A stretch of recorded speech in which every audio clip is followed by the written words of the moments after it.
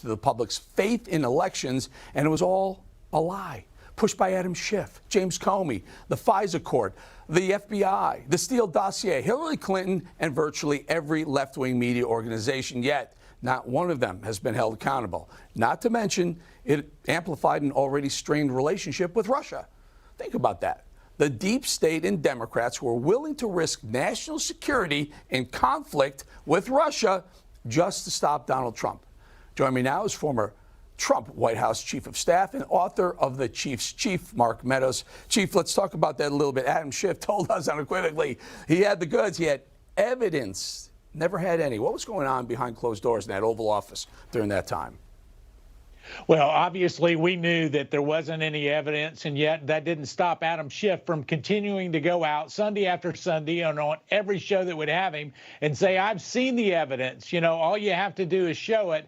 But here's the interesting thing, Eric, and you've touched on this before. It was not just Adam Schiff. It was many of the players that you had that were actually involved in this whole intelligence misdirection, and I'm using that politely, early on. So what we were dealing with each and every day was this whole narrative that started in 2016, continued and even went beyond when President Trump left the Oval Office. So it was not only time consuming, but every time that we had anything to do with Russia, there was this whole background that was built on a lie that we knew was built on a lie, but yet continued to come up over and over again. Listen, I know a lot of people that are tuned in right now believe that there should have been more accountability that came out of this report. But I can also say this, that we can't stop here.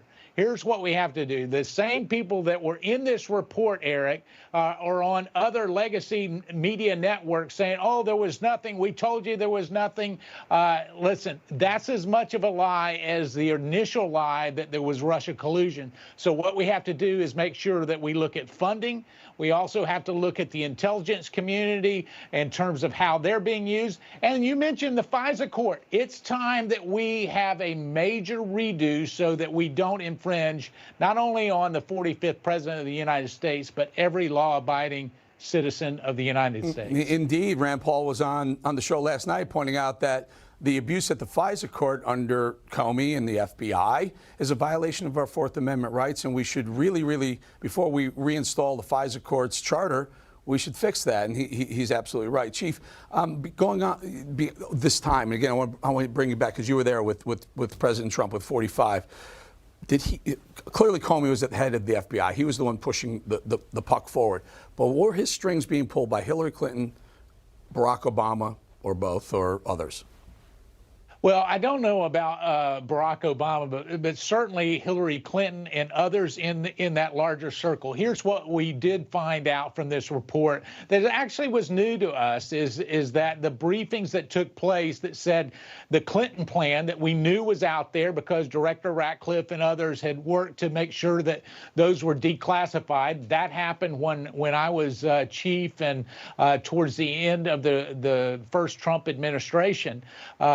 But what also we do know is that this coordination that seemed to be each and every day didn't stop there. And all we have to do is look at the sworn testimony, the deposition of Mike Morrell recently, and the 51 intelligence experts out there talking about Hunter Biden. Listen, it's still going on today, and that's the troubling thing. What we have to do is restore confidence. I know you and I both agree that the vast majority of the FBI men and women that serve are great public servants. Yeah. What we have to do is restore that for them and for the American people. I don't know when to change, though. I'm old enough to remember when we respected the FBI and the CIA and all the intel departments. Now it's just they've become so political. Mark Meadows, always good having you. Thank you for joining us.